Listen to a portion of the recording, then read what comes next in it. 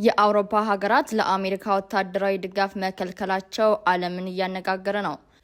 ቦኮ ሐራም አዲስ የጠፍቶ ጠፊ ጥቃት ሰንዝሯል። ትኩረት የተነፈገው የፓኪስታንና አፍጋኒስታን ጦርነት የበርካታ ንጹሃን ሕይወት እየቀጠፈ ነው። እስራኤል ቴህራን ላይ የኢራንን የደህንነት ሹም ስትገድል፣ ቤሩት ላይ ደግሞ የሄዝቦላህ የፖለቲካ ኃላፊ ገድላለች። በሌላ በኩል የአሜሪካ የጸረ ሽብር ኃላፊ ስልጣናቸውን ለቀዋል። ጤና ይስጥልን ተመልካቾቻችን፣ በዝርዝር እንመለከተዋለን። የአሜሪካ የጸረ ሽብር ማዕከል ኃላፊ በፍቃዳቸው ኃላፊነታቸውን ለቀዋል። የብሔራዊ ደህንነት ኃላፊው ጆን ኬንት በመልቀቂያ ደብዳቤያቸው ላይ ኢራን በሀገራችን ላይ አደገኛ ስጋት አልቃጣችም ሲሉም ጠቅሰዋል። ይህም የበርካታ መገናኛ ብዙሃንን ቀልብ ስቧል። የትራምፕ አሜሪካ ትቅደም ፖሊሲ በብዙሃኑ አሜሪካውያን ያልተደገፈ መሆኑን የኢራን ጦርነት አረጋግጦታል የሚሉ የጂኦፖለቲካ ተንታኞች የኃላፊውን መልቀቅ እንደ አስረጅ እየጠቀሱ ነው። እስራኤል በሊባኖስ ላይ በፈጸመችው አዲስ ጥቃት የሄዝቦላህ የፖለቲካ ኃላፊ ተገደሉ። የኃላፊውን መገደል ራሱ ሄዝቦላህ ይፋ አድርጓል። በርካታ ኤምባሲዎችና ዋና ዋና የመንግስት መስሪያ ቤቶች በሚገኙበት የቤሩት አካባቢ በተፈጸመው በዚህ ጥቃት አንድ ህንፃ ሙሉ በሙሉ ወድሟል። በርካታ ንጹሃንም ተገድለዋል። በሌላ በኩል እስራኤል የኢራንን የደህንነት ኃላፊ ጨምሮ የሀገሪቱን ከፍተኛ አመራሮች በፈጸመችው ጥቃት መግደሏን አስታውቃለች። የደህንነት ሹም አሊ ላርጃአኒ መገደላቸውን የኢራን መንግስታዊ መገናኛ ብዙሃን ጭምር አረጋግጠዋል። ለአያቶላህ አሊ ካሚኒ ታማኝ ሰው እንደነበሩም ተገልጸዋል። ሞሳአድ በኢራን አመራሮች ሰርጎ መግባቱን ተከትሎ በመሪዎች መካከል አለመተማመን ተስፋፍቷል። በናይጄሪያ በተፈጸመው የአጥፍቶ ጠፊ ጥቃት ቢያንስ 23 ሰዎች ተገደሉ። በሰሜን ምስራቅ ናይጄሪያ ማይዱጉሪ ከተማ ውስጥ በተፈጸመው የአጥፍቶ ማጥፋት ጥቃት በትንሹ 23 ሰዎች መገደላቸውን የሀገሪቱ መንግስት አስታውቀዋል። ከ100 በላይ የሚሆኑት ደግሞ በቦምብ ፍንዳታ ቆስለዋል። ጥቃቱ ኢላማ ያደረገው የገበያ ማዕከል፣ ሆስፒታል፣ ፖስታ ቤት እና ማይዱጉሪ ዩኒቨርሲቲን መሆኑም ተነግረዋል። የናይጄሪያ መንግስት ባለስልጣናት እንደሚሉት ይህ ጥቃት የተፈጸመው በቦኮ ሐራም የሽብር ድርጅት ነው። ቦኮ ሐራም በበኩሉ ይህ ዜና እስከተጠናቀረበት ጊዜ ድረስ በጉዳዩ ላይ ኃላፊነት አልወሰደም። በቅርቡ በሰሜን ምዕራብ ናይጄሪያ 15 ንጹሃን በታጣቂዎች መገደላቸው ይታወሳል። በተመሳሳይ በሌላ ቀጠና 20 የፖሊስ አባላት መገደላቸው አይዘነጋም።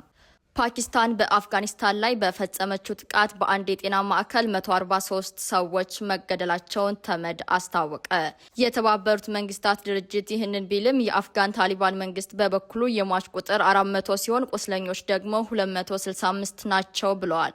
ፓኪስታን በበኩሏ የጤና ተቋማትን ኢላማ አላደረኩም፣ ንጹሃንንም አልገደልኩም፣ የመታሁት ወታደራዊ ኢላማዎችን ነው ብላለች። የአውሮፓ ሀገራት ወታደራዊ እገዛ እንዲያደርጉ ከአሜሪካ የቀረበላቸውን ጥያቄ ውድቅ አድርገዋል።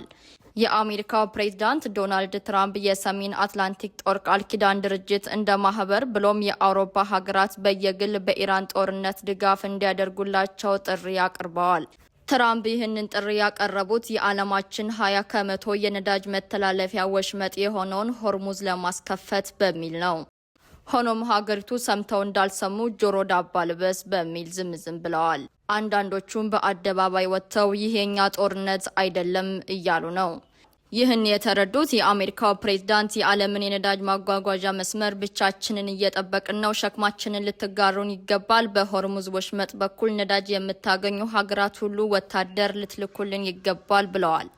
በዚህ አባባላቸው ከአውሮፓ በተጨማሪ ቻይና፣ ጃፓንና አውስትራሊያን ጭምር እገዛ ጠይቀዋል።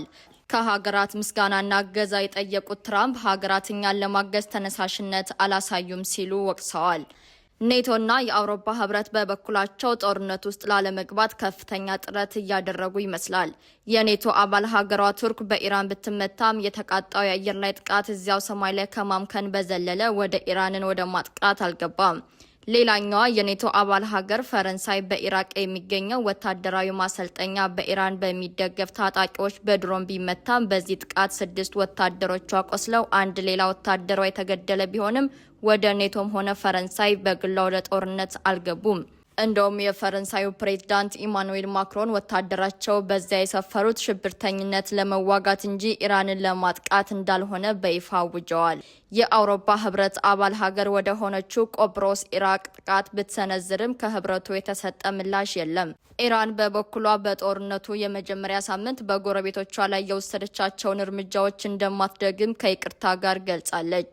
ከእስራኤልና አሜሪካ በስተቀር ሌላ ሀገር ላይ ማጥቃት ላለማድረግ መወሰኗን ተናግራለች።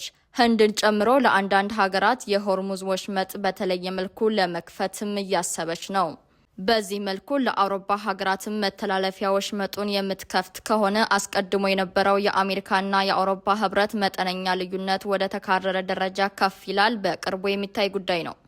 ተመልካቾቻችን ዜናዎቻችን የእስካሁኖቹ ነበሩ። ጤና ይስጥልኝ።